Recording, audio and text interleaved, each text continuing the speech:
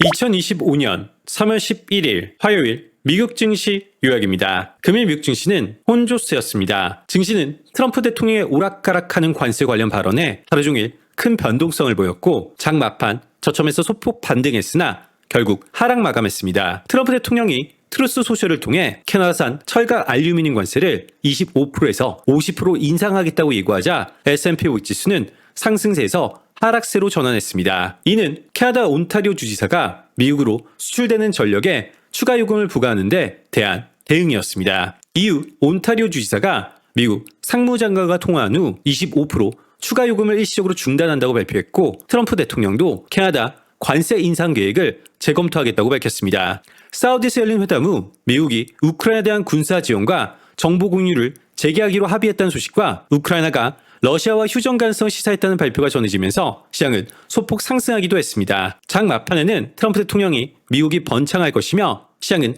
오르내릴 수 있지만 우리는 나라를 재건해야 한다면서 경기 침체 가능성을 일축해 증시가 소폭 더 반등했습니다. 하지만 전반적인 관세 불확실성과 지역적 리스크가 맞물려 시장 심리는 여전히 위축된 상태입니다. 모건스탠리의 다니엘 스켈리는 이번 하락의 상당 부분은 이미 지나갔을 수 있지만 변동성까지 끝났다고 보기는 어렵다. 베어드의 로스 메이필드는 트럼프 행정부가 꼭 경제적 목적만 있는 것이 아닌 무역 목표를 추구하면서 상당한 손실 감내 태도를 보이는 것이 분명하다. 아직 경기 침체 직전이라고 보지는 않지만 성장 둔화나 성장에 대한 공포가 나타날 수 있다고 본다. 서스케하나의 크리스 머피는 시장은 불확실성을 싫어한다. 매일같이 트럼프 대통령의 새 관세 발언이 나오는 한 변동성은 이어질 것이다. 뉴에이지 웰스의 카메론 도스는 관세 불확실성이 기업들의 의사결정을 마비시키는 상황이 지속된다면 기업 실적과 주가에 대한 하향 조정이 불가피할 것이다 라고 전하였습니다. S&P 500 지수는 0.8% 하락했습니다.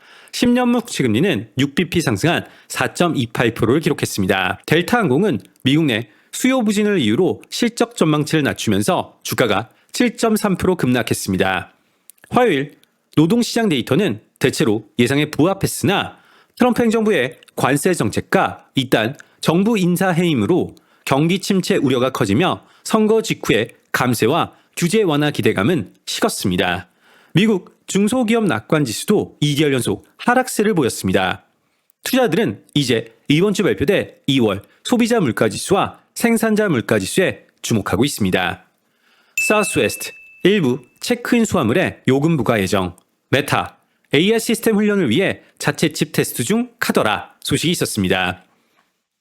2025년 3월 12일 수요일 주요 일정 살펴보겠습니다. 경제지표는 20시 미국 NBA 모집 신청 건수, 21시 30분 미국 2월 CPI 상승률, 22시 45분 캐나다 기준금리 결정, 23시 30분 미국 EIA 원유 재고, 02시 미국 10년물 국채 경매, 03시 미국 2월 연방재정 수시가 예정되어 있습니다.